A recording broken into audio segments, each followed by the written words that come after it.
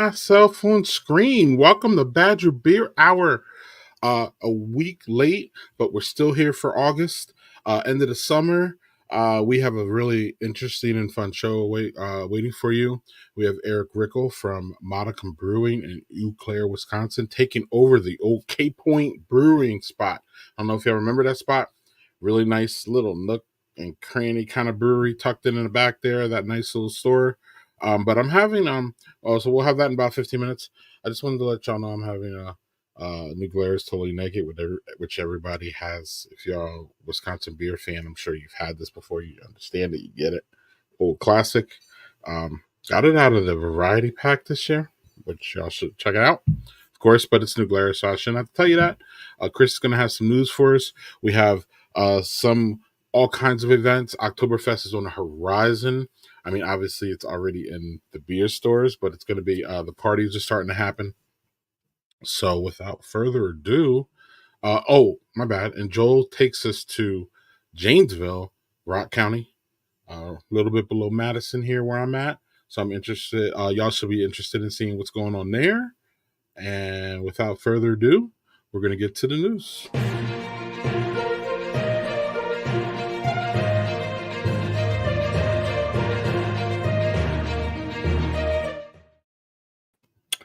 Good evening, Chris. Landon is busy tonight, y'all. He had some previous things that came up, so I will be anchoring the news with my friend Chris. He's big time in us. I believe, I'm confident that you can execute some very important duties in the news segment here. I hope. Chris, what are you drinking now? I got myself before I even knew what you were getting, I got myself a New Glare Staghorn. 'Tis the season, buddy. How's it drinking this year? How do you think it's drinking? Same as last year, same as every year. It's awesome. Okay. I mean, not to be silly or anything, but yeah. Sometimes those little tweaks we notice because we're so fickle as craft beer people. So what's not fickle though is the news. Oh, right? Yeah. That's right. We're talking news. Yeah. What do you want to talk about first? Oh, this is my part. My bad. We're going to lead with some pretty big national beer news, actually, that affects Wisconsin, of course. Yeah. So this little beverage outfit that you may have heard of, called Molson Coors. Coors, yeah, is divesting a pretty big chunk of its craft brewers this month. It is selling Hop Valley from Oregon, Terrapin from Athens, Georgia, Revolver, which is down in Texas, and Atwater breweries. Atwater's in Detroit. And these are all breweries that they've acquired over the past few years. 3 of them came on board into the Molson Coors family. Actually, it might have even been Miller Coors back in 2016 when they acquired those. Notably, one non-Wisconsin angle in this is that it is not affecting Blue Moon or our friends at Leinenkugel's. And that's kind of it for the craft or crafty brands left in Molson Coors beer portfolio at this point.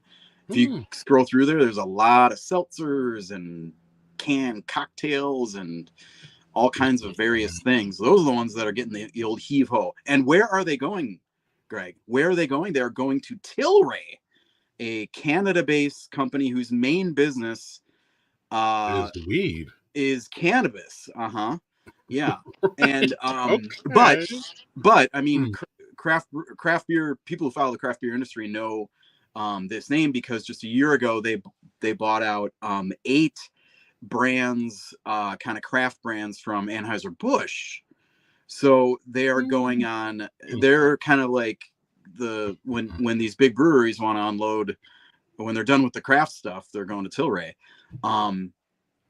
So some of those beer brands that they bought from ABI a year ago would be, did I say ABI without Anheuser-Busch InBev? Yeah, okay. Anheuser-Busch InBev, the Bud people. Although, national, global, or international beverage brand and all that stuff. Okay, so the stuff that Tilray bought from from ABI a year ago we're looking at Shock Top, Breckenridge, Blue Point, 10 Barrel, Red Hook, Widmer Brothers. These are mostly pretty old line craft brands, with the exception of Shock Top, which they kind of created as a response to Blue Moon. That and you know, I mean, this is a pretty big, this has been a pretty big bloodletting for these two companies combined in the craft world. I mean, obviously we know the direction that craft beer has been. It had been going up, up, up, and now it's kind of flattening out. And this is a pretty clear indication that the big boys don't really want to play in that space a whole lot. Unlike Molson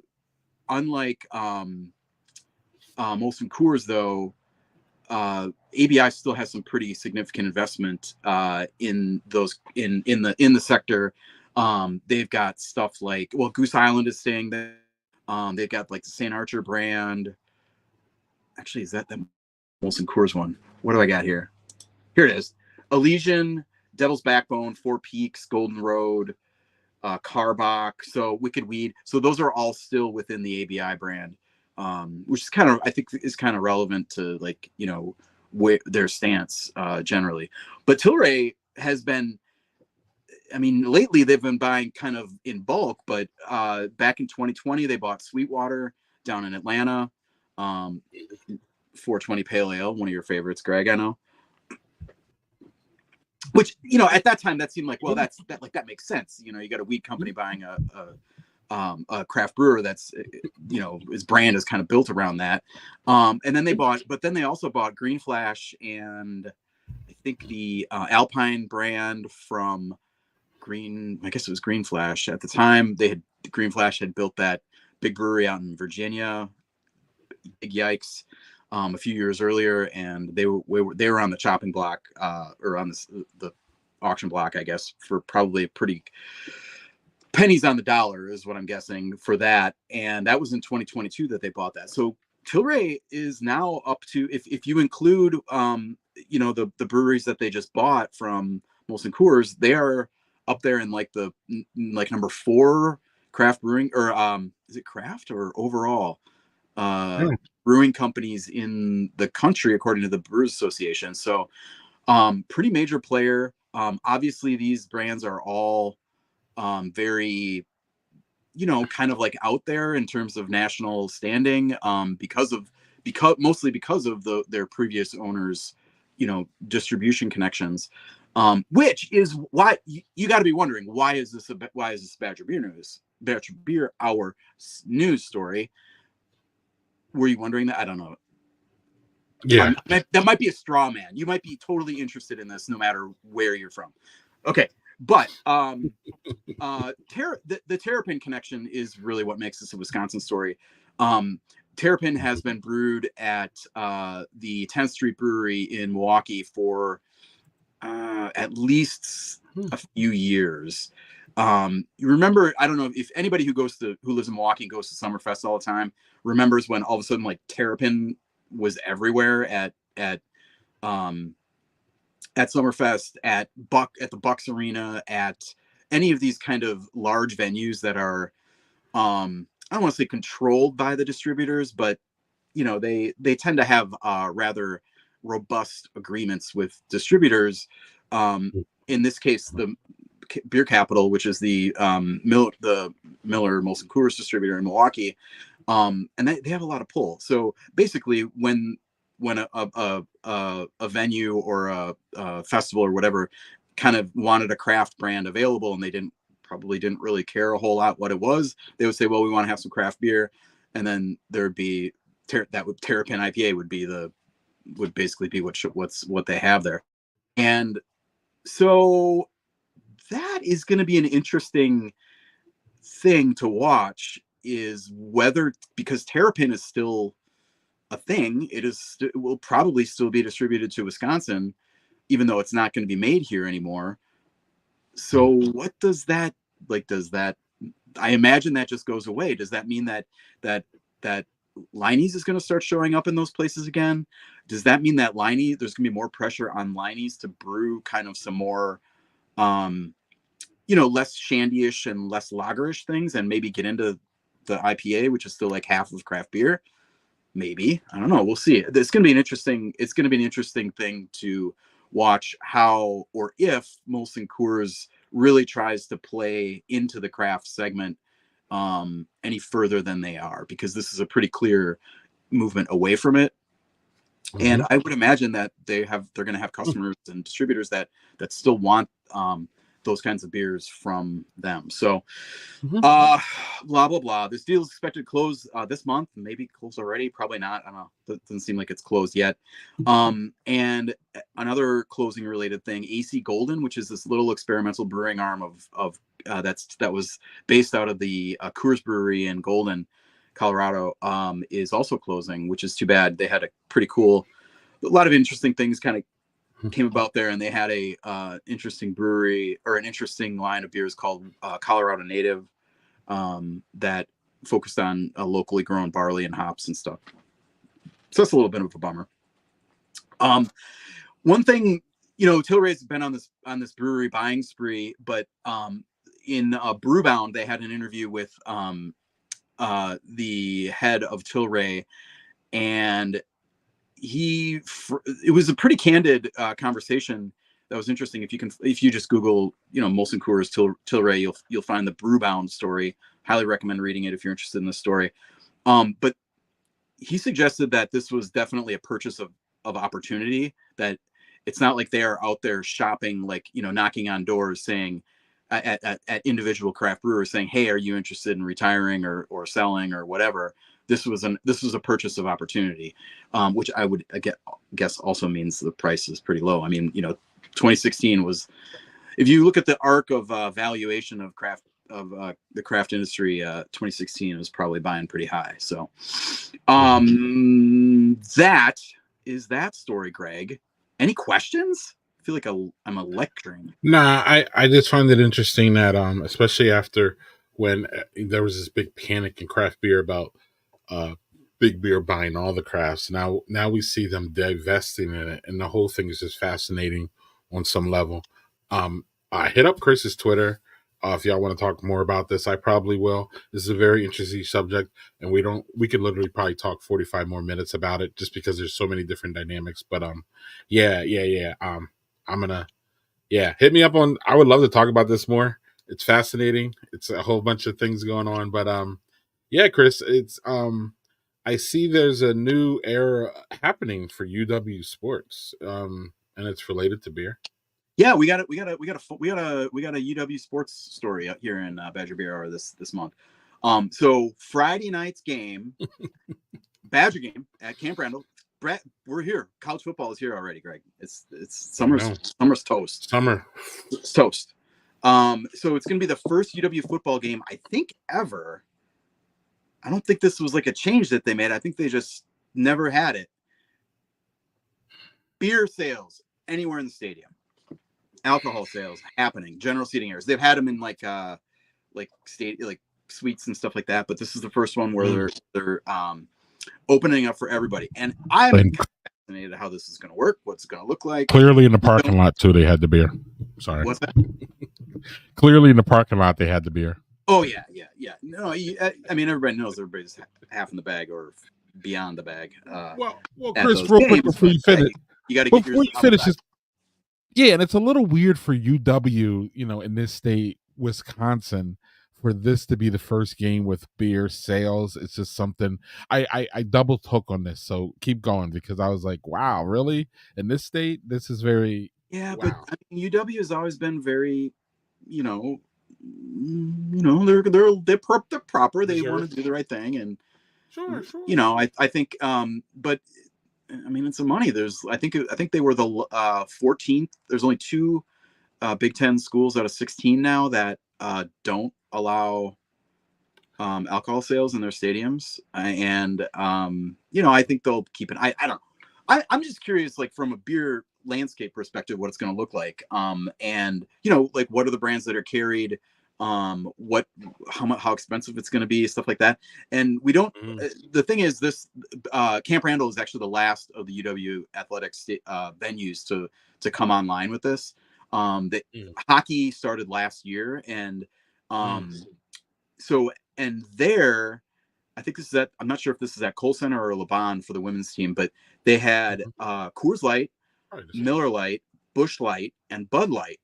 That's a lot of lights. And then but they also had Spotted Cow, Fantasy Factory, and Capital Wisconsin Amber. So that's interesting, local stuff. And if you notice, that is two competing distributor houses there. So a lot of times in most of these sports venues, you don't see Miller and Bud on the same tap tree. You have they basically just do the easy thing and just pick one distributor and go from there. So I think credit to them for doing that well. We'll see what happens at Camp Randall. State Journal was at the field house for a volleyball game last week. That was the first time they had it there, and it was only 3 beers: Coors Light, Potosi's Varsity Golden Ale. Remember we talked about this a few months ago. They rolled this out. It is a NIL support beer, name image likeness support thing that Potosi Brewing Company is doing with it's like the Badger Boosters Club kind of thing. So money from that sale goes to support student athletes, is what the way they describe it. So I would expect, I'd be shocked if that beer is not at Camp Randall. So interesting stuff. And dude, guess who's going to the game tomorrow? Friday. Oh, excellent. I gotta get my little hat, or I don't know, little jersey or something. I'll wear my my Brooks Bollinger jersey at the deep cut for the Badger fans out there. Yes, I remember that name. So I will be definitely paying attention to the prices and of general availability, brand availability. So get a couple snaps for us. Get a couple of snaps for us. We like to report that. So over in your neck of the woods, Chris, this is always good to hear that a new tap room has opened. Mm-hmm. Yeah, this one's been a long time coming. A bit. If loyal watchers of the Badger Beer Hour will know that Milwaukee Brewing has been looking for a tap room. Well, the guys from Eagle Park Brewing have been looking for a space for a Milwaukee Brewing tap room in the city of Milwaukee for quite a while, and they got it. This was actually announced a while ago, but it finally opened. They had a grand opening a couple weeks ago. It's in the former Tonic Tavern. Hey, there it is. I took that picture. I was right there. That's their grand opening night. They had a band there on the the purple area is a little side little music stage, which is of course core to the Eagle Park thing. Like those brothers and Jake started as a band, and so this is the former Tonic Tavern, right on KK, right in the busiest little nexus of Bayview in Milwaukee, and it's an interesting space. It's very open inside out kind of thing. A lot of big garage doors. It was a beautiful night when I was here for the opening, and they had a really big patio and kind of the smaller, cozier space that you see here. I think it's going to be a great spot for 3 seasons. Winter, obviously they'll shut it down, but it still feels kind of tight and cozy in there. I think it looks like a great space. They had a lot of beers on tap. Almost all of them were the Milwaukee Brewing brand, which they've really built out. They probably have a dozen, maybe, MKE beers. They had a handful of Eagle Park beers and kind of the seltzer, ecto cooler kind of deals. And then a bunch of house distilled cocktails. They're making brandy and other spirits under the MKE name as well. At their distillery in Muskego, they had a special signature old fashioned that was $8 or something for it's a pretty nice space. And the backstory of course here is that Milwaukee Brewing has been in Milwaukee. They were one of the, I think they were the fourth craft brewery in the city. They operated the ale house for a long time. This is going back into the early 2000s, and built a big new brewery where Pilot Project is now over in the Pabst district. And that was the wrong time to build a big new brewery, and they never came close to maxing it out. Went bankrupt, and Eagle Park bought the brand, basically, not the brewery but the brand, and they kickstarted that. They launched that. When was that? Last summer, I think. Seems right. Yep. It was awesome. And this is a realization of something that I think that Jake and Max,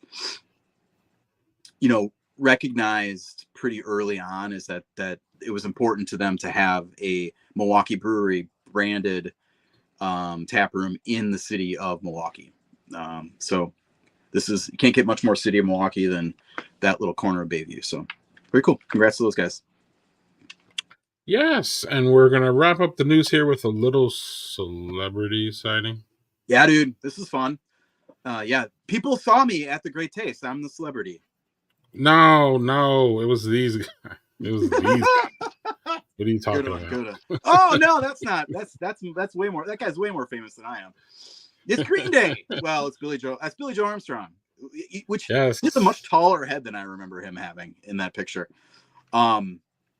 So yeah, that's Green Day, and that's Lakefront Brewery. Green Day's in town for this huge concert with Smashing Pumpkins and Rancid. I didn't realize that they're playing with Smashing Pumpkins and Rancid. Otherwise, I might have gone to that concert last weekend. But they came early. This is last Friday. They were playing that big show at AmFam Field on Saturday, and they came early to hang out in Milwaukee, as one does these days. Milwaukee's cool as hell. So they had a little fish fry, or at least Billy Joe had a little fish fry, and I think Trey Cool, is it either drummer? You're a big Green Day guy, right, Greg? I wouldn't say big, but I'm familiar. I think he's a drummer. He looks familiar though, for sure. Yeah. Anyway, the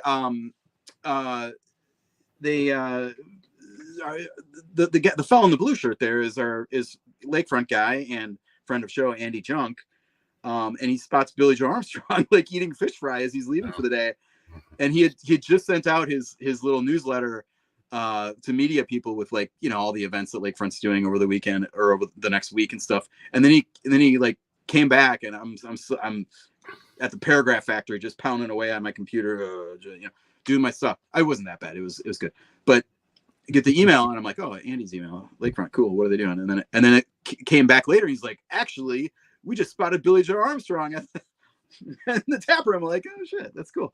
Obviously, stopped by the Bronze Fonz on the way later in the day, so it's very exciting. I mean, who more famous than that was going to be in a Wisconsin brewery this month? Like probably maybe Landon. Think he's got Billy Joe Armstrong cracked? Well, and we had the RNC here recently, so there could have been a whole lot. Yeah, but that was not this month. Oh, my bad. I don't know. I don't know if anybody went to any breweries. Like Trump didn't go to any breweries. That's for sure. You got to go pretty high up the ladder to get above Green Day, dude. That's what I'm saying. In my opinion. Yeah. You know where they can be found when they come around, Chris. So. Oh my gosh! And that. Listen. Is the Badger Beer Hour news for? Oh wait, we're not doing it. No, you're being an American idiot again, and we're forgetting. Such a good walk off, Greg. I gotta get them all in. Oh my goodness. Anyway, we have. You always forget, and he's been here for how many months? How many months has Joel been here, giving us the brewery report? And Chris just forgets every month. It's as its own segment. That's all. Oh, okay. I never forget about Joel. Come on. How do you forget about Joel? He's been to every brewery in this country. What are you talking about? Well, I mean, not every. It's close. I'm like the pundit who's like blabbering on, and then Joel comes in and he's the one with the map, and he's the guy who's like, doing the Right. thing with the. He's the organized guy of this group. Yes, we are the chaotic. He's bringing us. Yeah. So anyway, All right. Chris, this is where we shut up and we let Joel talk. I'll even get off. Well, screen. you guys covered one of the things already, talking about openings and specifically Milwaukee Brewing opening up their satellite location there in Milwaukee. And there are two other openings as well. In theory, one of them falls for sure underneath kind of the other category. And that is the Standard Goods Beer. And they are the newest brewery to be brewing at our friends at Pilot Project here in Milwaukee. And I did confirm that they are brewing at the Milwaukee facility and serving at the Milwaukee facility. This is not a situation where they're just brewing in Chicago and shipping it up here. Mm-hmm. So I do think that kind of attributes them to now they are, I don't know where they're technically based in, but the fact that they're being brewed here and serving it here is kind of a fun little thing. I have not gone down there to try it yet. I hope to do that soon. And then the other one is even more of an interesting opening. And I would argue that it's one of the more interesting openings that we have had in Wisconsin in quite some time. And that is Pal's Brewing opening up their second location in the Wisconsin Dells. So this may seem like a very random brewery, and it is a random brewery. They're based in North Platte, Nebraska. And funny enough, they were my milestone 600th brewery visit when I stopped through on a random road trip with my wife and kids, and they treated me very well. They were awesome there. And three of the co-founders are originally from Wisconsin, specifically Wausau. And that is apparently they were wanting to do a second location in Nebraska. Things just weren't working. This opportunity came through. I forget if there's some sort of group or something that they partnered with for this. I can't remember the name of it now, but anyway, they had this opportunity to open up in the Dells, new facility. It looks gorgeous. It's right off the freeway. I'm definitely looking forward to checking it out at some point. Some good solid beers there. And yeah, and arguably the best news is that nobody closed either. All right. So that's a big that one. we are aware of at least.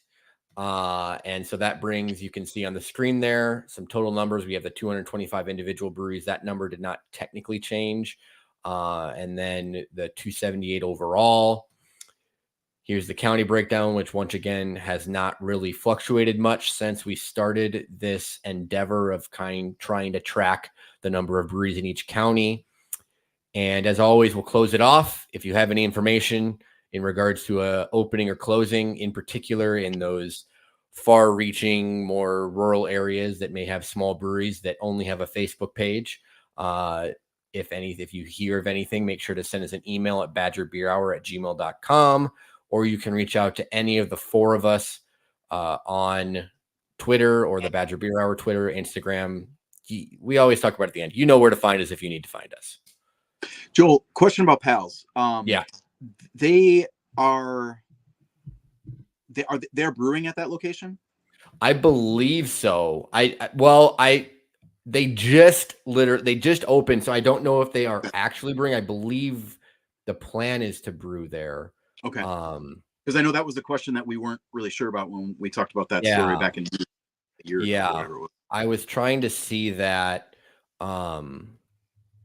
Let me check on their thing. But yeah, I would want to completely confirm that. I believe that's the plan, but they just opened. So I'm guessing if they are planning to, they are not yet, though, would be my guess. Okay. Got it. Awesome. Excellent. And that is Badger Beer Hour news for August. There we go.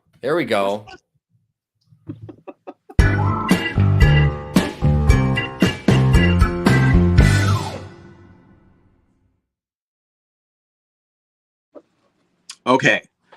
I have to put down the goofball hat and get on the serious interviewer hat now for this one. I am pleased to be joined tonight by Eric Rykal. He is the owner and brewmaster at Modicum Brewing in no longer Altoona, now Eau Claire, Wisconsin. Eric, welcome to Badger Beer Hour. Thanks for having me. Okay, so you're here for some newsy related things that I kind of alluded to here. But can you first tell us about kind of the backstory of Modicum? When did you start up? What was what's your background? Sure. Yeah. I've been brewing, for 15 or 16 years now for a lot of breweries in the area in West Central Wisconsin. And then in 2017, decided to open my own place. So we opened Modicum in July of 2017 in Altoona. Operated in that space for about 6.5 years. We were gearing up for a relocation to a brand new location in Eau Claire. And we just ran into some nightmare scenarios where the whole thing kind of went off the rails due to things outside of our control. And we ended up not having a location to move into. We were licensed to move in there. So we ended up having to close down, and never thought we'd reopen again. And here we are a year later, and we're open. So how long? So it was a year that you were closed without any beer going out. Yeah, total about 9 months, I think. Yeah. Damn. Okay. Yeah. So what can you tell us about what happened there? I mean, you may not want to go down to the weeds too much, but I mean, kind of like what happened? I mean, was this new place built out already? No, it was in the process of being built out. A lot of why the whole thing fell apart has to do with just the regulatory side of licensing a brewery. We were licensed to move into the new location with our federal permits, which expire on one day and then start in the new location on the next day. I mean, they literally say like at midnight, you have to stop producing beer in this location and start producing beer in the other location.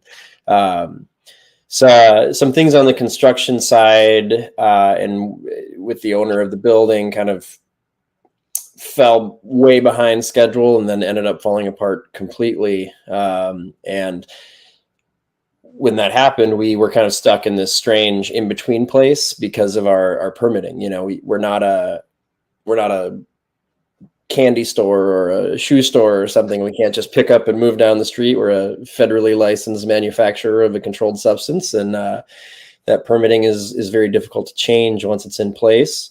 So when our new location really just fell through, we were all prepared, ready to move in there, and all of a sudden it just kind of evaporated before our eyes. And because we were permitted to operate in that space, it's not like we could go find another location. When everything kind of fell apart, I think over the course of 3 weeks, I had over 70 meetings with, the city, several municipalities, with real estate developers, with all sorts of people trying to figure out, all right, where can we go? But eventually you just kind of run into this situation where you think, even if we find the perfect location tomorrow, even if everything goes perfectly to plan and the financing works out and we get our permitting, done in record time, we'd still be probably a year or more out from opening. And so the prospect of running a business with little to no income for over a year, when you have employees relying on you for a paycheck and that sort of stuff, it became untenable pretty quickly. We looked into a few contract brewing options to kind of tide us over as we built things out, but it just started to get unbelievably expensive, and it just wasn't going to be a good long-term solution for anybody. So wow. It's pretty remarkable here that you're here talking to us about this new chapter of Modicum with all that in mind. How did you get out of that morass and to where you are now? Well, I mean, we literally just shut down. I never thought in a million years we'd reopen. People kept telling me, oh, you'll reopen, you'll find a space. And my response was, no, I really don't think we will. I actually got a different job for about 5 months, and I went back to another brewery that I used to work for, running their lab and their quality control program, and was just kind of planning on doing that for the foreseeable future. And then all of a sudden, this opportunity to take over this space that we're currently in just kind of fell into my lap. Tom Brenneman, who was the owner and brewer at K Point Brewing on the south side of Eau Claire, called me one day and he said, I want to retire. I want to be out of here. And there's a brewery here. It's just sitting here ready for you to move in. So we very quickly made things happen. And within a few months, and honestly, in record time, we were in there brewing, and we opened in beginning of July. That, I mean, it's hard to, I think it's hard for somebody who's just kind of like following beer news or enjoys beer to like fully grasp how like unlikely that is, I guess, that Yeah, that you can open a new location of any brewery in just a couple months is pretty wild. So tell us about this. Well, one thing I'd like to jump back to is, I mean, you had planned to make this move with, and that's kind of a I guess kind of a revisioning of what you wanted to do. Can you talk about like what you were, what Modicum was before, what you wanted to do in the new space, and how did that translate into the current? I mean, is it basically that new vision is just in a different location, or how did that all kind of shake out in terms of like, rethinking what the brewery is going to be? Yeah, it's a little bit of the original vision for Modicum and a little bit of the planned vision for the relocation. We've kind of just wound up in this kind of middle area. But when I started Modicum to begin with, I mean the vision is in the name. I'd spent my entire career brewing for constantly growing, constantly expanding breweries. And I never wanted to own my own place. People would ask me, back in the heyday when breweries were opening left and right, everyone kept saying, when are you going to open your own place? And my answer was always never. I never want to own my own brewery.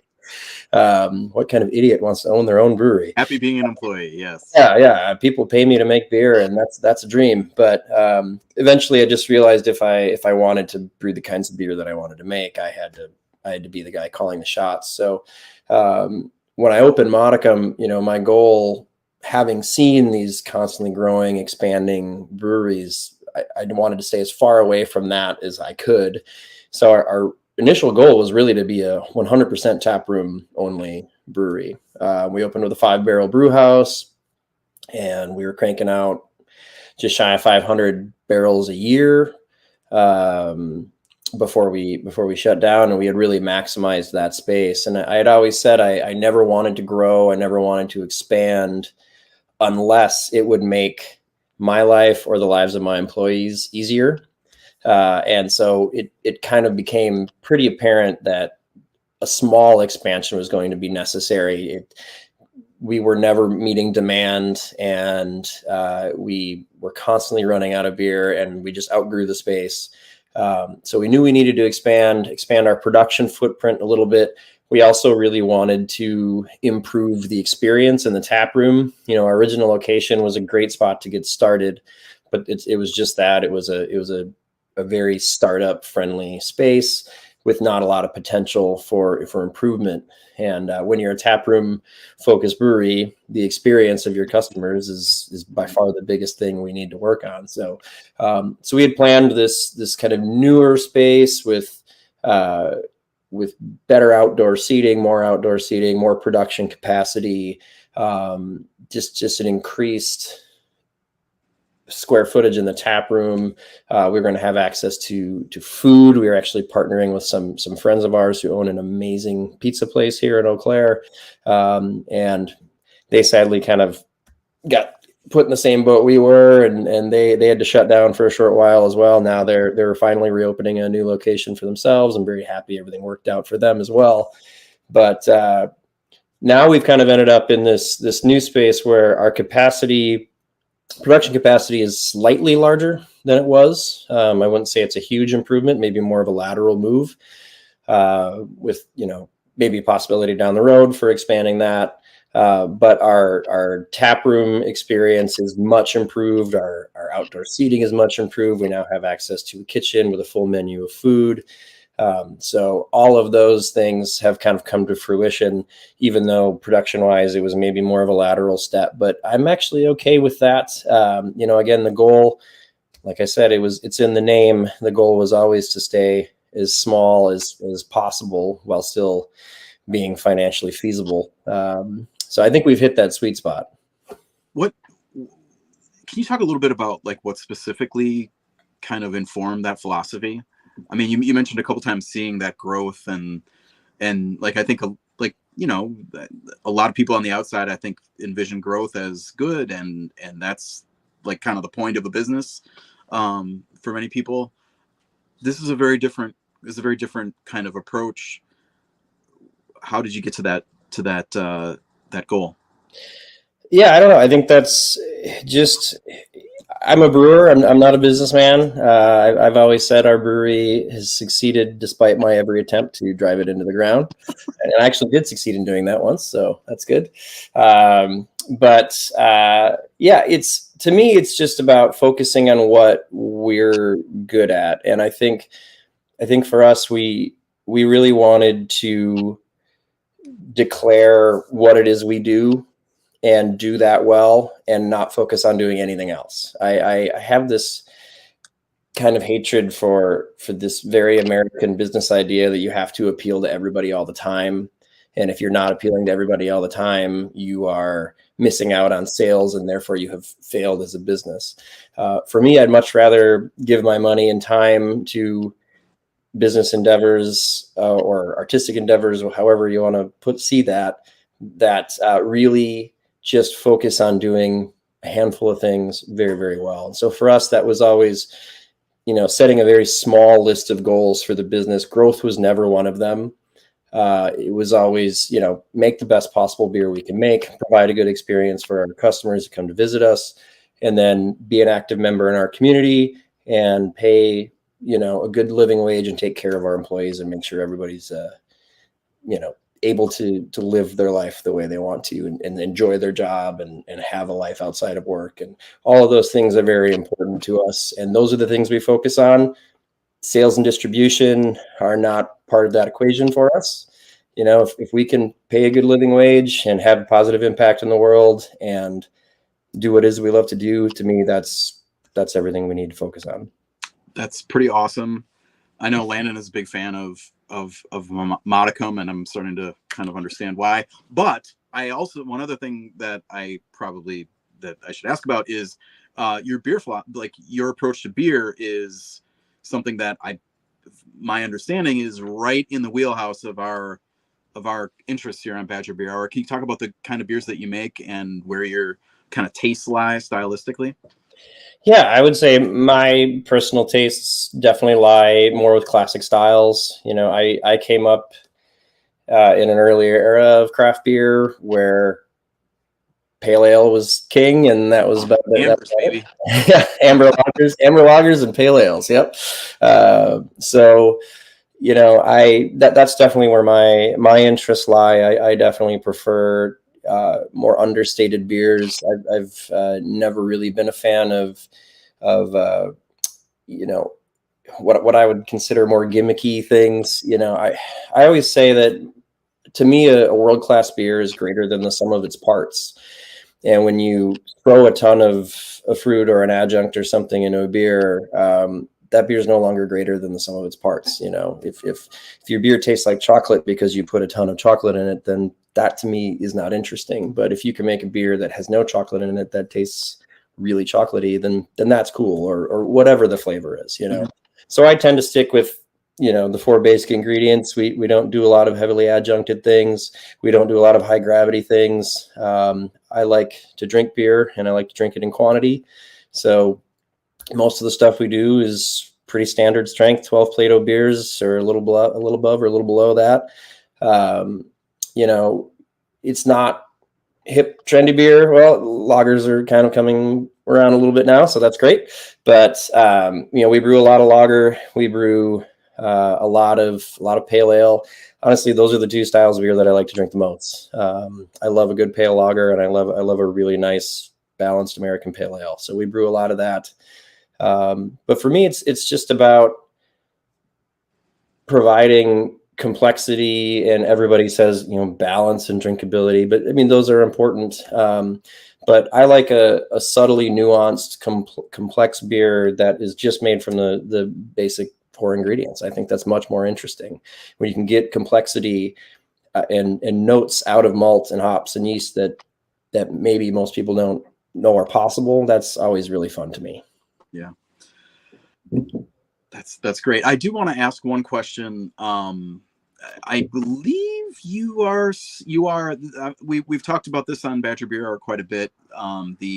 This kind of new law that's allowing tap rooms and breweries to do a little bit more as far as their offerings that they don't make themselves. Did we actually say you are open? You opened back in July in the new spot, right? Right. Yeah. Yes, that's correct. So this is just this summer, still pretty fresh. But how is that? What kind of wine liquor offerings are you doing in the tap room? How does it kind of complement what you're doing with beer, and how's it going? How's it being received? Yeah, so we have a pretty extensive whiskey selection. I'm a big whiskey nerd, so we have a pretty solid whiskey selection. We have a relatively limited wine selection. We have 3 reds, 3 whites, and we do offer a handful of cocktails, but nothing that extensive. I would say still with all of those offerings available, our sales are still over 90% beer.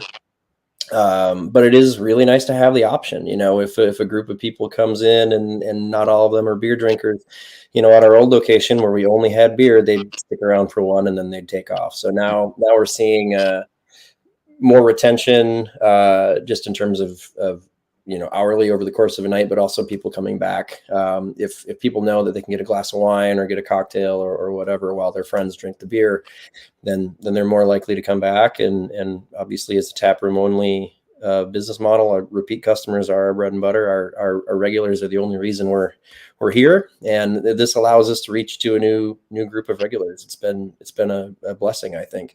I was a little worried at first, you know, that it would overshadow the fact that we are an actual brewery, and I didn't want to just be another bar. But we've been pretty selective in what we do. We're very selective in everything that we do. So, you know, our cocktail and wine menu is very, very limited. Our spirit selection is a little out of hand, I think, but again, it's a very limited portion of our sales. It's nice for, I find that a lot of beer nerds are also big whiskey nerds, so it's a great option. I mean, are you doing little snitches on little samples on all those fancy whiskeys that you got in there? Because yeah, we'll pour everything in Glencairn for you. So it's pretty great. Nice. Anything else? What are you excited about in the next coming weeks or months for as far as Modicum goes?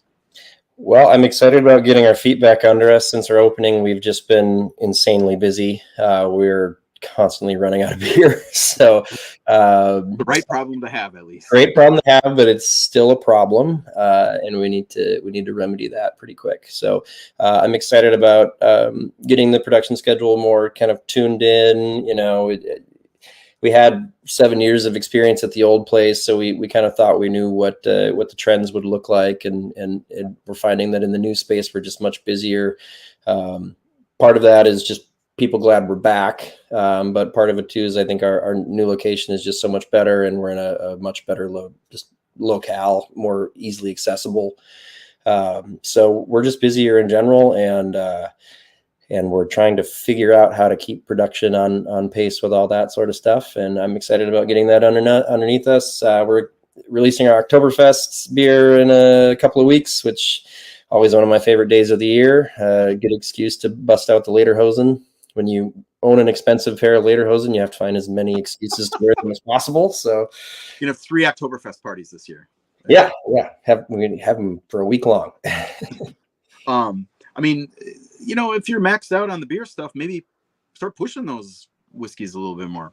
Oh yeah, you know, we've developed a bit of a reputation of having a great whiskey selection. We're attached to coffee grocery shop, a little bit of everything, called the Coffee Grounds, right next door to us, and they've been a I have always explained that place as if you're a connoisseur of something, they sell it. Whether it be wine, whiskey, coffee, cigars, cheese, whatever you want, they've got it. And so we're really fortunate to be right next to them, and all the big whiskey snobs in town are coming there anyway. So awesome, perfect. Eric, congratulations on this. Seems like an unlikely revival of Modicum, and keep killing it. I cannot wait to get up to or through Eau Claire. I will be definitely stopping in. That's sounds like 100% my wheelhouse. So sounds great. Well, can't wait to see you. All right. Cheers. Thanks for coming on. Cheers. Thanks for having me.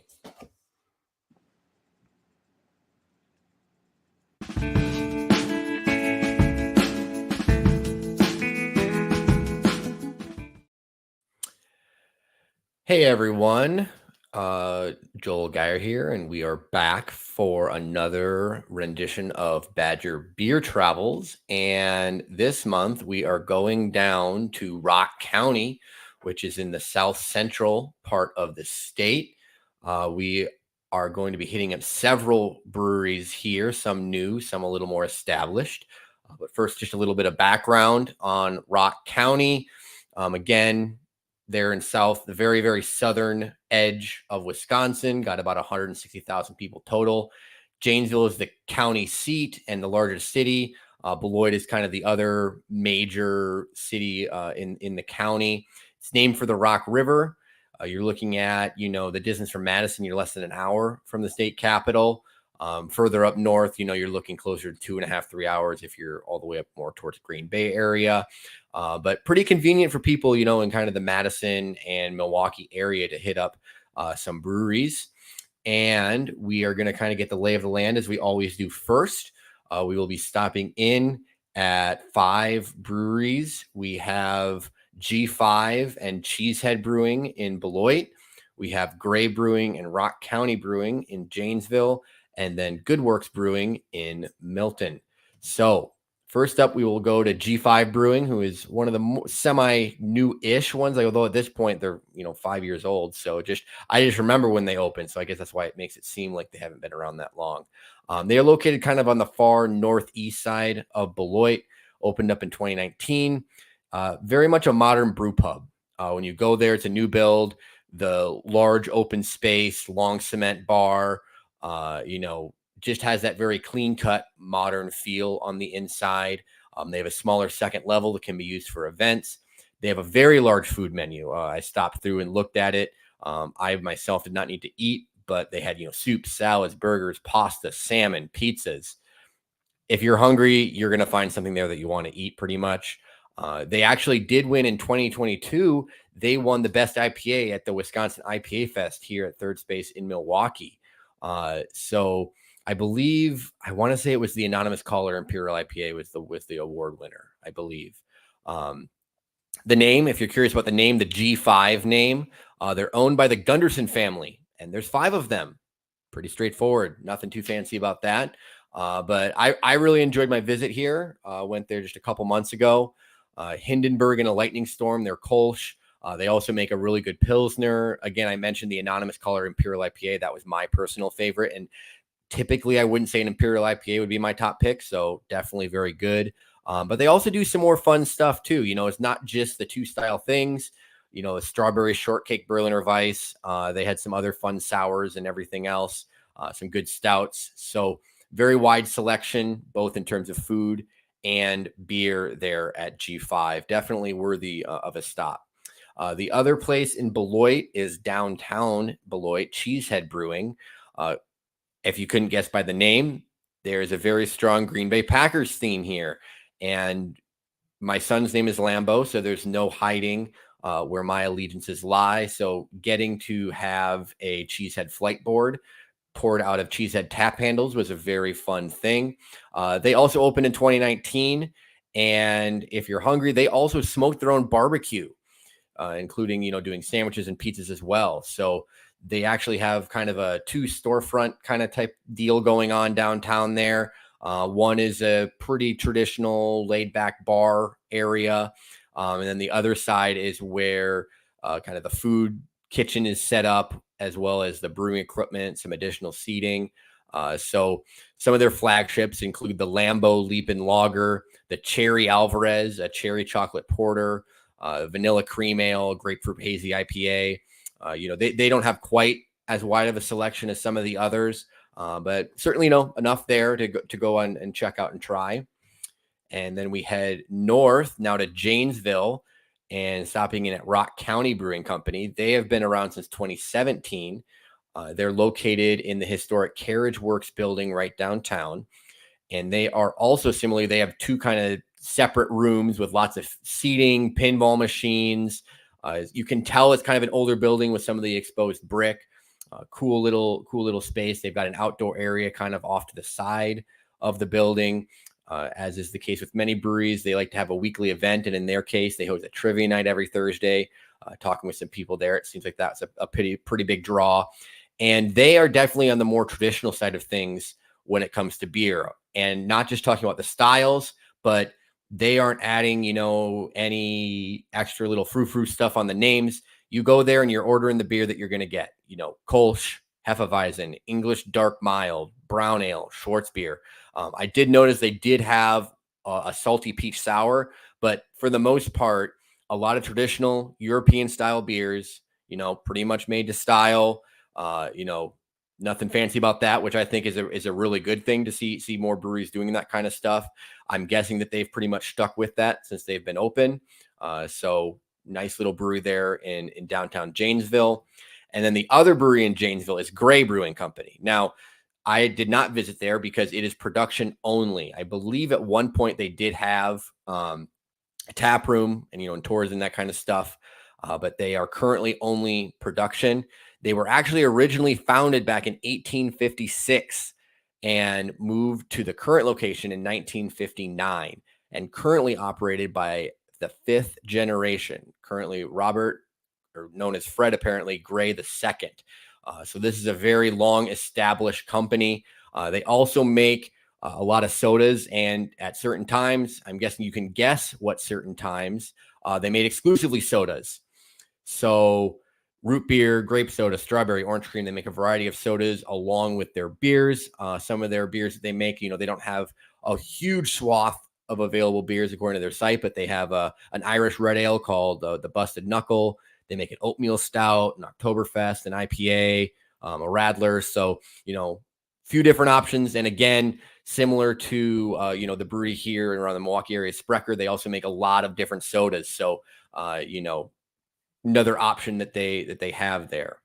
And the final stop is the newest brewery down there in South Central Wisconsin. That is Good Works Brewing Company in Milton. And they just opened less than a year ago, this last October, inside a former karate studio and grocery store that's in kind of the small little downtown area. I actually had the pleasure when I visited getting to talk with one of the co-founders, Josh Gibson, and he was a really fun guy to talk to. Really nice. He actually knew who I was when I walked in there, so that was kind of a fun little surprise that I wasn't really planning on. And he kind of gave me the whole background on the brewery. The name is representative of them wanting to be very community-based and community-focused, doing good works, good things in the community. And one thing I liked about their taproom that I find kind of interesting is that you walk in and it's kind of open with, the seating and the bar area that kind of is a U-shaped. And if you walk around down either side of the bar and walk to the back, it's you can walk back to the brewery and like the brewing area and view it from two different angles. Which I thought was kind of interesting. And I was actually there about, I think, a week or two too early, unbeknownst to me, because when I was there, I think they had signage up that they were in the process of putting in a patio. And so there is now a beer garden alongside the building. If you are looking at the pictures on the screen, you can see kind of some of the sign stuff, the cones. The beer garden is right there alongside the building so that they can host more events, live music, et cetera, et cetera. And they had a lot of neat beers. I know talking with Josh that they're still brewing a lot of different things, kind of finding out what sticks. The Snapback Blonde Ale was quite good. They had a cream ale with coffee. Their hazy IPA was good, making a porter, an amber ale. and a blueberry wheat ale that they kind of decided just to make because they had a good wheat ale, decided to throw some fruit in it. So this is a place that I would definitely go back and check out. Like I said, it was a newer brewery. Wish I was a little bit closer again, but I had a really good time talking with Josh and getting to kind of learn more of the background of the brewery. So that wraps up the 5 breweries there. We can go back to the map here and kind of take a peek. This is a little more spread out because similar to some of the other ones, I think this is the second time that we've done a county, second or third time. And so when we're not just zoned in on one city, obviously these breweries are a little more spread out than normal. You know, you're looking at half an hour to 40 minutes between if you wanted to go to all 5 of them spread out across the county. But if you have the time, you know, or just hit 1 or 2 at a time, if you are kind of down closer to that area, definitely kind of fun that county has really emerged to having a true craft beer scene at this point. And as always, whether it's where you're living or where you're visiting, be sure to drink local everywhere.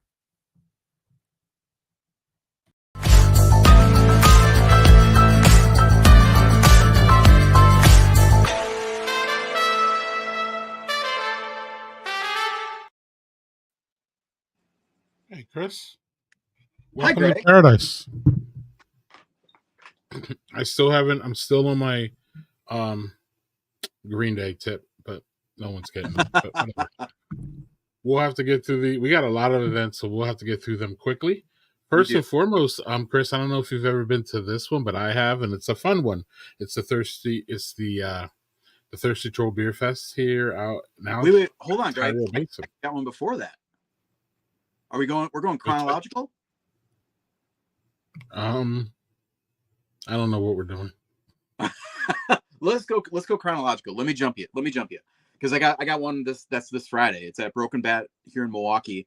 And they're doing this cool thing. They've been doing this cool thing all summer where they pick one Friday night, or Friday, I guess. And they call it Phone Free Fridays or something like that.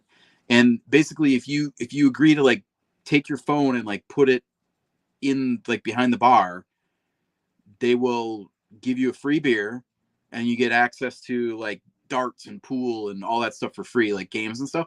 But this month you're also getting a free brat from Johnsonville. There you go. No phone Friday, it's called. Not Phone Free Fridays. But so you get a brat, a beer, and like you can shoot pool for free. I mean, like what? And all you got to do is not answer texts. And the drawback that I see to this, of course, is that you're at a brewery that's centered, like the theme is baseball. And one of the most useful things that I find my phone for when I'm drinking out with friends is settling arguments about who's like the better player or what season was it when yada yada. So you can't look up Baseball Reference to settle like, you know, who's better, Hank Aaron or like, you know, Willie Mays or whatever. But free beer, that's good. One free beer. Let's not get crazy. Anyway, that's this Friday. This is Friday at Broken Bat in Milwaukee. And there's a charity aspect of this too, so that's fun. That's true. Yep. So okay. Anyway, sorry to jump to your thirsty trollness there. No. It's all good. No, the Thirsty Troll, the Grumpy Troll Beer Festival, which is in 2 Saturdays. We're gonna be we usually go chronological, but I'm kind of out of it today. So I just put them together, so we'll be jumping around. But because there's a lot of jumping around to do because there's a lot of Oktoberfest events and all kinds of things. But this is one of the first beer fests I've ever been to. It's a low key one. It's a laid back one. It's not, you know, even remotely to the size of the Great Taste of the Midwest. It's a really friendly one.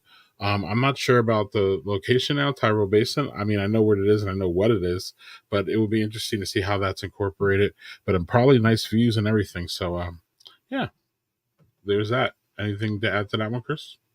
I have been to the Thirsty Troll. It's been a while, and I think is this the first year that they're having it at Tyrol instead of used to have it, I think in a municipal park in Mount Horeb. But that's cool. Yeah, it says it right there. Yep. Oh yeah, it does say that. Yep. Nope. New this year, the event will take place at Tyrol. So casual environment and suitable for families. So that'll be fun. That'll be fun. And that is one that I think is family friendly because again, it's a laid back one, but you can get your beer in on that one though for sure, y'all, for sure. So there's that. There's the Waupun Rotaries Annual Beer Fest, y'all. Obviously in Waupun, you see the details there. I guess there's going to be, it says beer bites and live music. So, I mean, that's everything for a good beer festival, right, Chris? That's the stuff. I mean, the beer is mainly what I go for, but yeah, bites are good. Live Absolutely. Y'all see the details there. So jump on, or if you're near, you can figure out the rest. Google's your friend. We also have this one, Chris, which I thought was interesting. Flight Night. This is at the Schlitz Autobahn's Flight Night. This is down there by y'all, isn't it? Oh, no. Yeah, it is. Get it? Because Schlitz is kind of they one of the is they have raptors like hawks and owls and eagles and shit that you can like. Yeah. So Flight Night. You can literally hang with the birds and have some beer. And I would say that the proceeds go to Schlitz Autobahn, which is a good cause in itself. Is that September 7th as well? Saturday, September 7th? Yeah.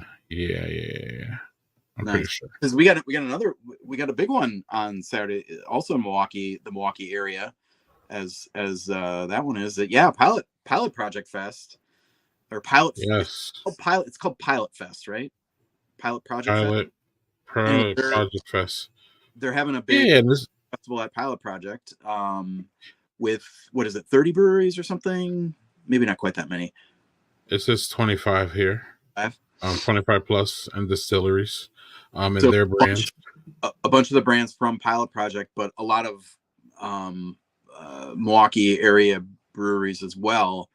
And it's, your standard festival format. I think it's unlimited sampling in the beautiful Pilot Project location in downtown Milwaukee. Yep. And no, this is new to Wisconsin, but it's not new. It normally takes place in Chicago, but they're bringing it up here for this year. I'm not sure if they're doing one in Chicago.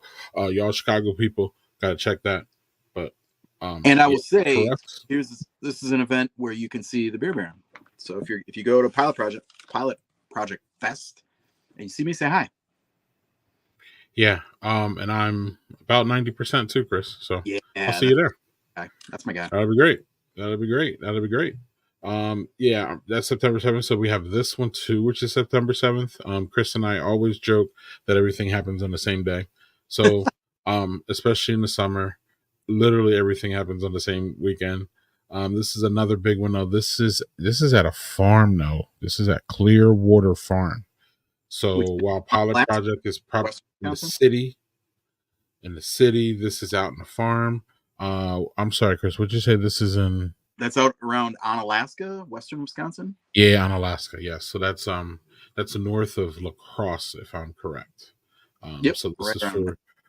Yeah, so if y'all can't make it to Milwaukee to go drink beer all day, y'all have this. So check it out on Google. Click if y'all near. Obviously, y'all know Clearwater Farm.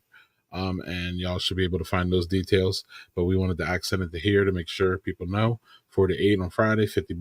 Looks like a whole bunch of sponsors. Looks like a whole bunch of fun there. Greg, how do we feel taste summer occurring after Labor Day? What do you mean? Well, it's after Labor Day. Is it really Taste of Summer if it's after Labor Day? Taste of Indian Summer. How about that, Chris? There you go. For that. Just don't wear Alaska, y'all. Yes, on Alaska. So our Oktoberfest season starts, y'all.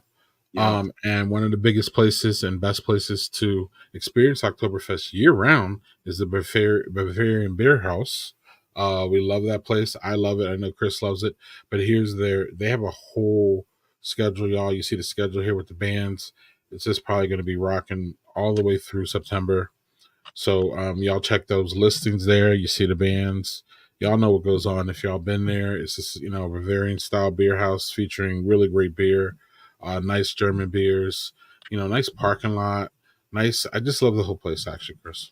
That their big beer garden, the what was it called? Old Heidelberg Park with the trees. That was where they had Lager and Friends, Greg, when we went.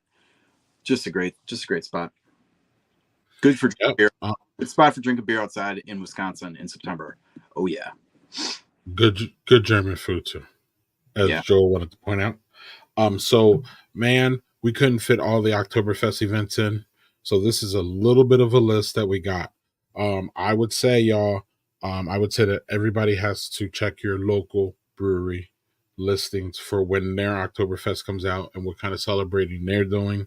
I think we just heard from Eric from Modicum. There might be a couple different, Oktoberfest things going on there. So y'all just dip into your favorite breweries, check them out. Here's a little bit of a list, but the list is extensive and it was too much for us to even remotely try to cover. There's one other non-Oktoberfest event this in the coming month that I think we should talk about too. We got Earth Rider.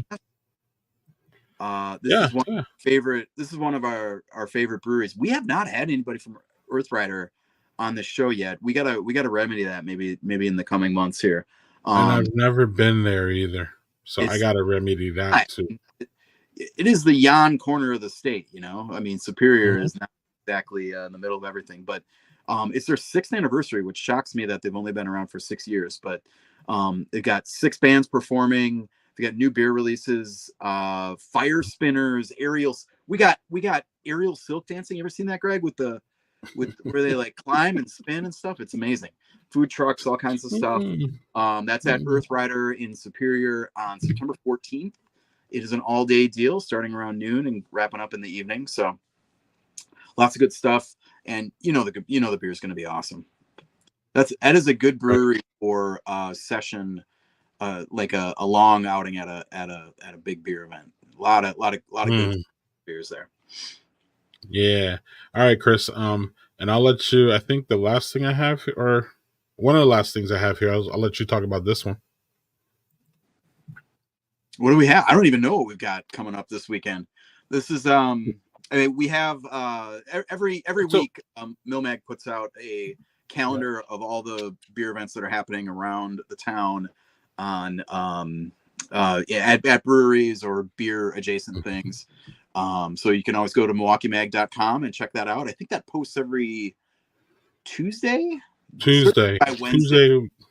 Yeah, because he includes to see it on your Wisconsin Beer Wednesday. You can check that out.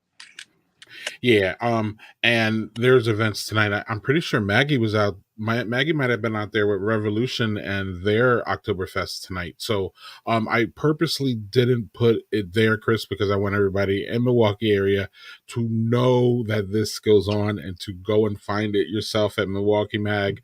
Almost, you can't bookmark it because it's a new post every week, but it's something that you can you can faithfully find there every week.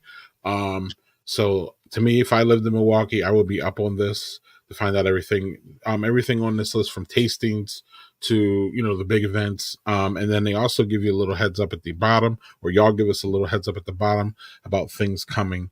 So it's really, really nice, especially for someone who's outside of Milwaukee. I have to plan coming there. Have those too. Yep. Yep. So, on the horizon, y'all, we have this one here, up your alley here, Chris, Lakeshore Park. Yep. There's going to be a beer and bonfire night, Wednesday, September 18th. That might be the next night Badger Beer Hour is.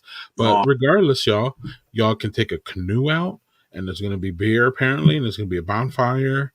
And it looks pretty fun. You show up. If you get there early, you can be first out on the lake, but it seems like, people will be out for 20 and 30 minutes. First come, first serve, from 5 to 7:30. So you got to get in there before the sun goes down, of course. And after you paddle, enjoy some s'mores and some yard games at the bonfire. Sounds fun. One other event out on the horizon that we should definitely mention. I didn't mention this to you, Greg, but Fox Valley Lagerfest at, I believe it is at McFleshman's. Friend of show. We have so many friends of show at this point. But Bobby from McFleshman's put this together. It is is that the address of the?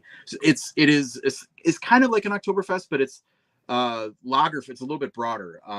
20 craft breweries with some other stuff, live music, food trucks, a Stein holding competition, Hammerschlagen, of course. Wouldn't be a fall beer event without some Hammerschlagen. And you can find tickets at the McFleshman's Brewing Company Facebook page, Lagerfest in Appleton. October the 5th. Yeah, Saturday, October the 5th. And we'll cover that one for sure next Badger Beer Hour, but it's a nice one to mark off. It suspiciously sounded like an Oktoberfest celebration, but it's 30, a little bit out of the window, though. It's a little different. It's a little bit out of the window, so, it's fine. Listen, if it is, it's fine. Either way, I'm down. It does say dust off your dirndl and shake out your lederhosen, so.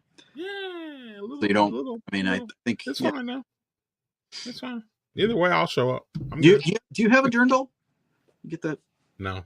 I wish one. I love the dirndl look. That's real nice. Yeah, Eric was making me jealous during the interview when he was saying he had an expensive one. I was like, oh, that sounds like fun. But he's right, though. How often are you going to wear that? So, that's fun. Well, anyway. Chris, thanks for doing events for me, man, or with us. And Landon will be back next month. So for those Landon fans out there, he'll be back. He didn't go anywhere. I actually lowered. What was that? I lowered my voice octave to try to make up for him being here. It's not gonna. I lowered. It's not gonna work. It's not gonna work.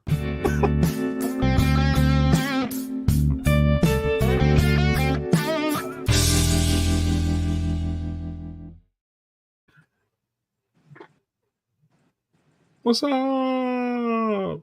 Wow. Yeah, and real quickly here, y'all. Since we last seen each other, y'all were at some kind of beer festival, weren't you? Joel, you're on mute, buddy. Yeah, I was gonna say we were just at a little one in Madison. Just a little baby festival. How was it, y'all? What was going on? I mean, we couldn't have asked for a better day for it. I mean, I think Chris can agree to that. I mean, I remember there's been years I know where it's just been miserable hot. There was just hardly a cloud in the sky, just pretty much perfect weather. So many great beers. I know Chris and I agreed on several of some of the highlights. I know for me, two Ohio breweries, Street Side and Sonder, were both really big winners with their lager game. Yeah, they're right there. But yeah, Chris, what were your kind of couple highlights for beers? And I can add a couple other ones too. I'm gonna embarrass myself by not remembering the name of this brewery from Iowa. Field Day, right? Field Day. Yes, yes. Oh my gosh. Just outstanding lagers. They decocted the shit out of everything.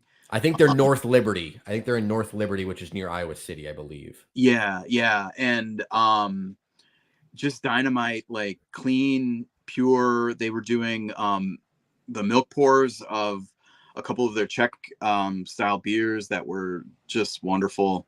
I mean, that was kind of a highlight of one for me this year. I mean, that they were such a jaw-dropping I mean jaw-dropping and kind of falling over everything here, but it was truly like a bolt out of the blue. And I went over there because I was actually looking for another brewery that had I think they had a Czech lager on cask, and it was the one next to it, and I saw Czech milk pours. I'm like, okay. And man, they were just awesome. Just great beers and cool dudes to talk to. So definitely on my list when I'm passing through Iowa now. Yeah. Well, and the other thing, besides finding the best lagers I can find, which is pretty much what I try to do, I also enjoy trying to find some odd, weird, beers as well, because that's one of the places where taking the little 2-ounce swig of it is not the same as even adding it into your flight. And certainly not the same as getting a full pour or buying a 4-pack. So it's kind of an opportunity to try some things that you may not otherwise do. A couple of the ones that I took pictures of just so that I could remember them. Oliphant had a strawberry pickle beer that was very interesting. We'll say, like I said, I'm trying these beers because I'm intrigued because I haven't seen something like that before. And is that the other most thing, fun beer though ever? Like, I mean, strawberry. yeah, I don't know how, I don't know what kind of meeting they were in that's what they came up with. But they got there. And perfect. I saw not one, but two different cotton candy sours. One of them was a grape cotton candy sour, and I can't remember what brewery it was at, but I did take a picture. The other one was at Barntown, which is another Iowa brewery, believe it or not. So, and I enjoyed getting, I know some of my other favorites. I always enjoy Perennial out of St. Louis is one of my favorites. I really love the stuff that they make. St. Louis has got several breweries. Second Shift is always fun to get to see their stuff, and Civil Life. So lot of great breweries. Obviously, I tried to hit up a couple of the Wisconsin breweries that I haven't visited before, but it's fun to get to try more of the regional breweries that you don't see in distribution around here. Is kind of the big goal of, obviously, for Great Taste. At least for me, it is. Yeah, I'll say the Fair State had one of the standouts for me, and it was like a little table beer, mixed fermentation, wood aged session saison. So it'd be like a little table beer with some funk to it.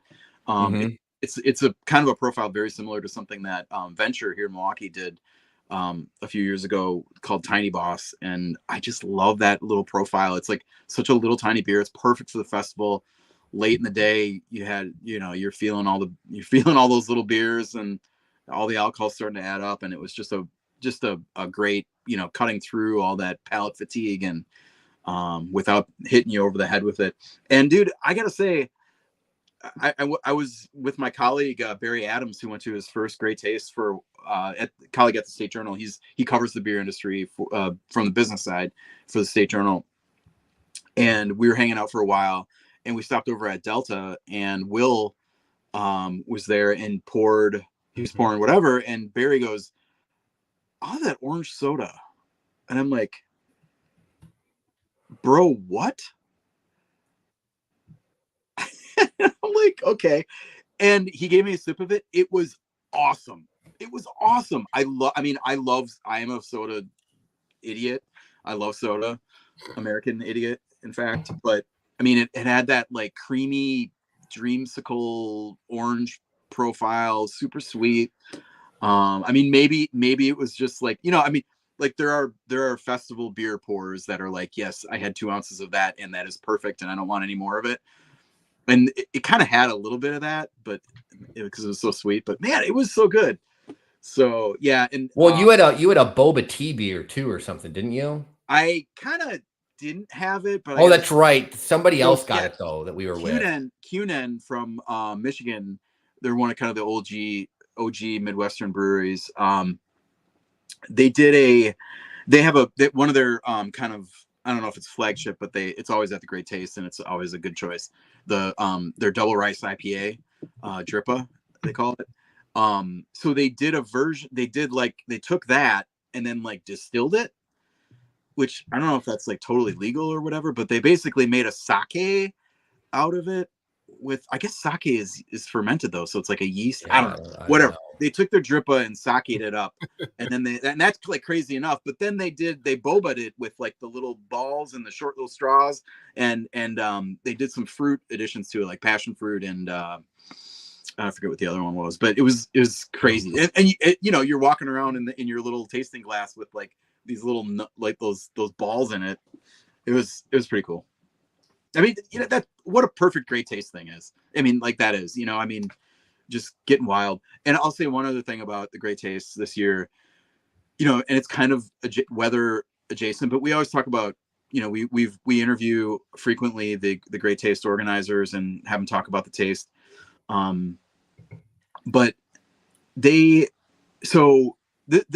story is kind of it's kind of a window into the way that they run this festival.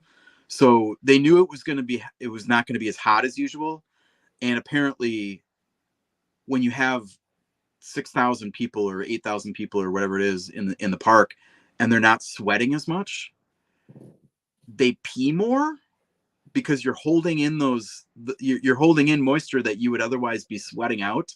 So they apparently, this is what happens when you run a festival for like 30 years, a beer festival for 30 years. You have enough experience to know when it's cooler, the lines for the porta potties are longer.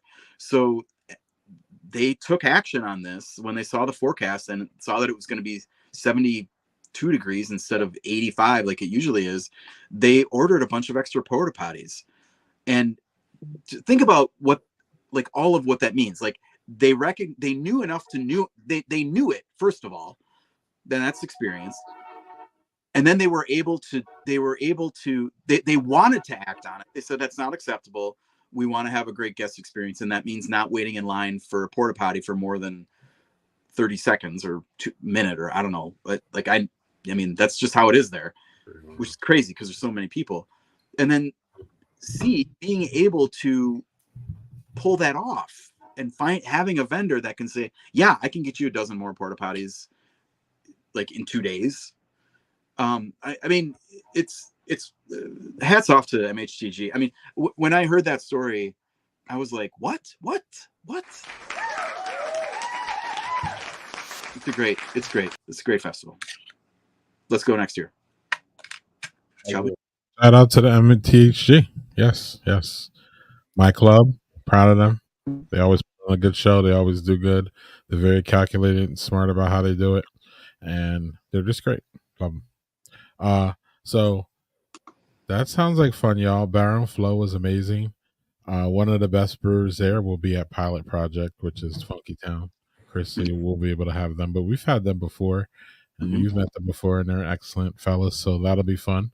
One thing here, y'all, I would like to announce, as my colleagues here know, I am a man of many ideas, some of them great, some of them horrible. Some of them make it here, like we've made it here. Some of them never make it past me calling Joel and saying, yo, Joel, what do you think about this idea? So one of the ideas I've had recently that I haven't been able to talk to y'all is I'm going to try to figure out a way that we could figure in what's Wisconsin brewing, or what's brewing, meaning we can bring a couple different breweries or a couple different beers that breweries are making to y'all around the state of Wisconsin, that we see all the time, but we don't have time on this broadcast to generally bring them up. And now, if you would go to our, where is this at here? If you go to our, because I know Joel wants to eventually plug this, but go to our Twitter page.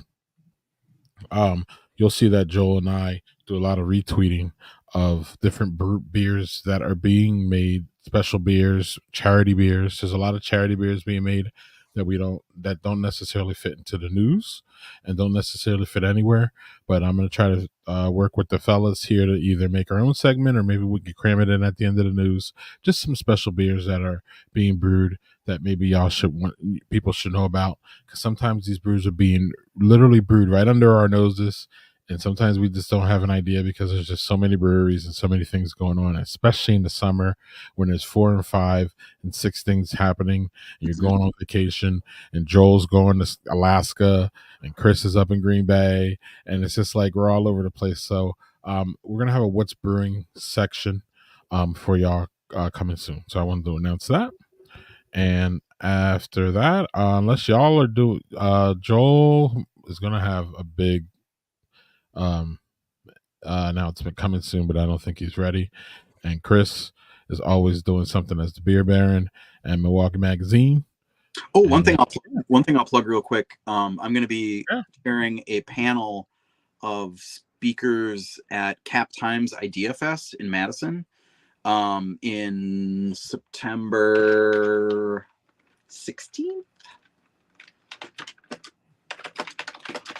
And it's going to be, it is September, I think September 16th. Let me see here. Monday.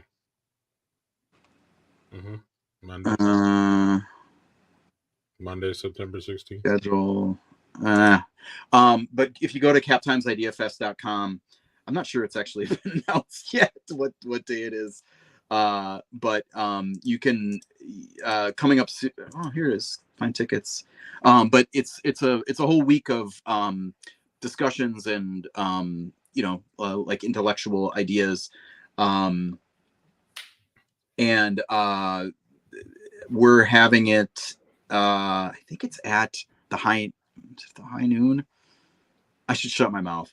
You should go to follow along at captimesideafest.com for the official announcement and the actual date of when that is. But I'm excited. We've got a great panel of brewery folks that I don't think I can announce yet, but it's going to be a really interesting discussion about the state of craft beer and where the beer business is at, the craft beer business is at. So you can imagine kind of some of the people who might be involved in that from the Madison area. Yeah, I might see you there. Cool. Yeah. All right. Joel, any last comments or statements? No.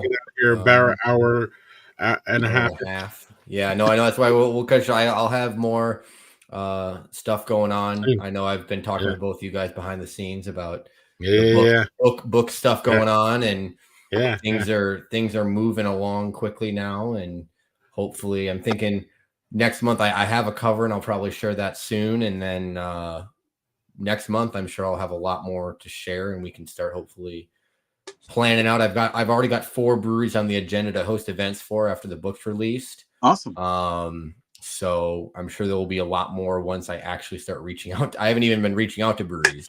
So this has all been kind of on the ease. So it'll be fun to do all that promotional stuff here. But otherwise, just combing through the proofreading stages, which is arguably the most fun stage of book reading for sure. No, it's not. It's absolutely terrible. I hate it. But it's a very, very necessary part of writing a book, though. I was gonna say, like, you're kind of besmirching my my trade right there. Yeah, no, I know. I do. I have professionals that are doing it, but now I have to go back through and basically make any last minute changes, and then the next copy I send in of the book is the one that gets printed. So it's a little pressure situation of, okay, like I said, that first brewery that the week after I send in my final copy, the first brewery that closes to be real punched at the chest, but that's just how it goes. So it's exciting times. It is. All right, y'all. I believe the next Badger Beer Hour is Wednesday, September the 18th. And the reason I say I believe is because the last 2 have been pushed back a week. So it's either going to be the 18th or the 25th, y'all. So probably the 18th. I'm pretty sure that my Cap Times idea is Thursday of that week. So could mean it. You might want to hold open the 18th for Badger Beer Hour and the 19th for Cap Times Idea Fest if you're still listening. If you are one of the champion listeners still on the cast at this point, you're a hardcore. So all right, y'all. We're out of here. Thanks for another great month. Thanks, Joel. Look for Joel Brewery Travers. Look for Chris Josner, Wisconsin Beer Baron. Y'all, I'm Daddy Porter, Greg Washington. Cheers. Thanks for watching. Thanks again for Eric Rykal. Got his name right again. For Modicum Brewing. And we'll see y'all. Shout out to Landon. And we'll see y'all next month. Bye, y'all.